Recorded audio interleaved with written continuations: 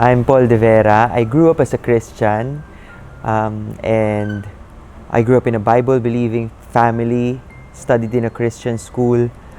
But growing up, I was dealing with a suicidal tendency that was there because it came out of habit. So the doctors say it was because I saw it as a way of escape. And whenever there's problems, challenges, or whenever I failed a quiz, I moved down in the honor roll or honor list in the school, I would really escape the punishment by punishing myself. So it started with self-hurting, like slashing my wrist, attempting to jump off from school buildings, and eventually I found my niche in hanging myself. So but the first time that I did it was in grade 4, using my jogging pants. And then it went on as a habit. Whenever there's problems, my main solution is really, I need to kill myself. Knowing also that by killing myself, I won't really get there. Like, I won't really kill myself. But it's in the hopes that people will give pity, people will love instead of rebuke or correct me. But I surrendered that to the Lord, and I thought I was over it. Until 2017 came.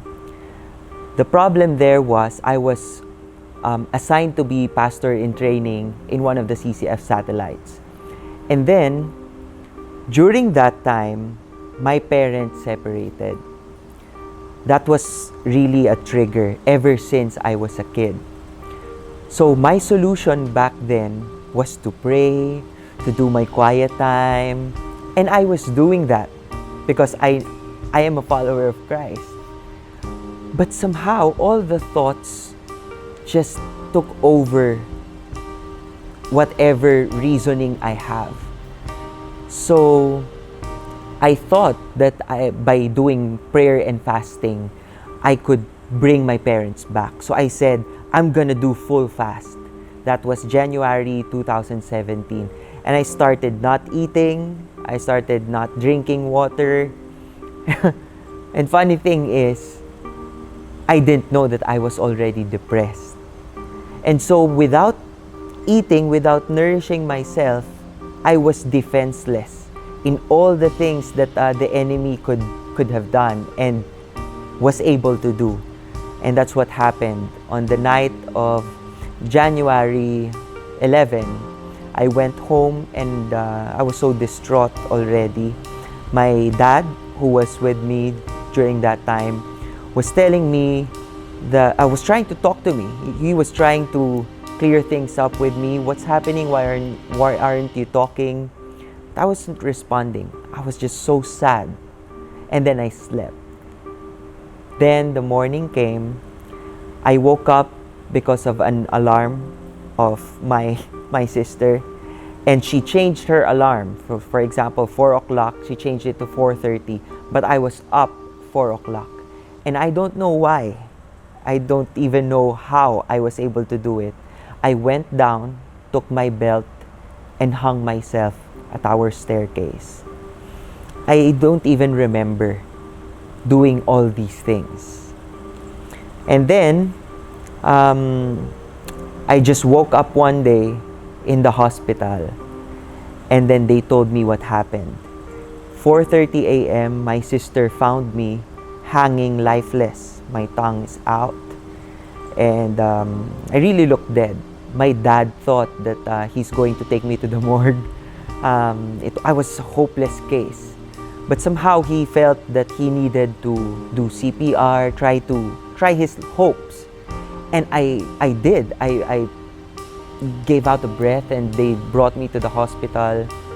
Even in the hospital, doctors say, we don't want to touch your son because he's hopeless.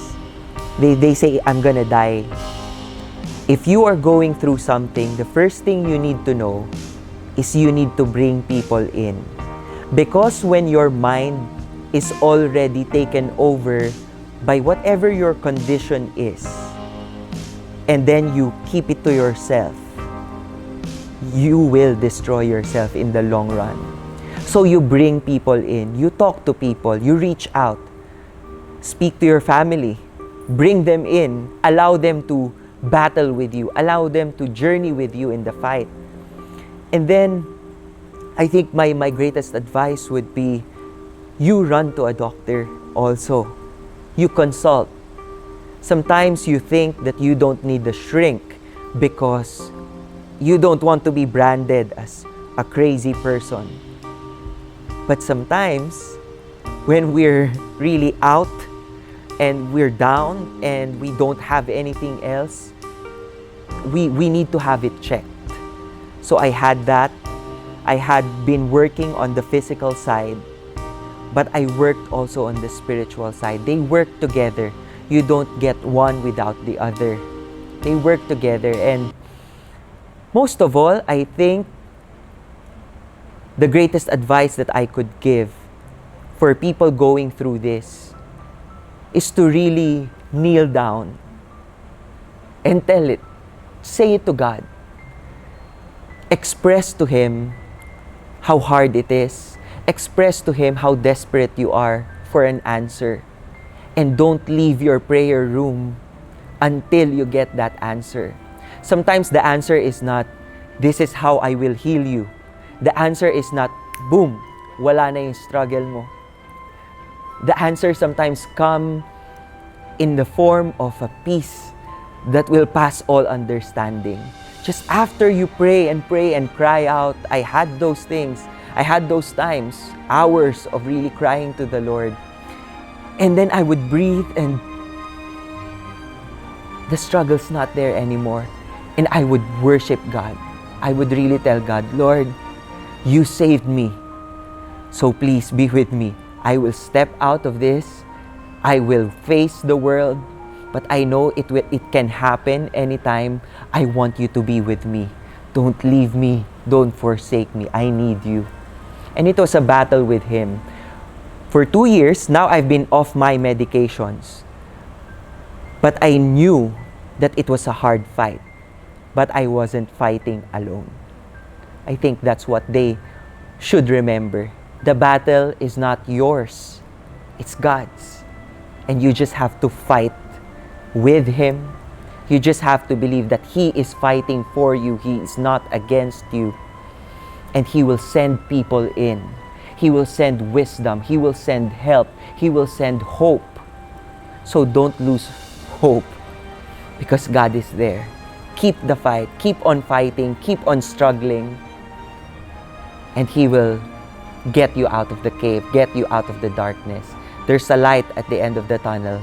You wait till you get out.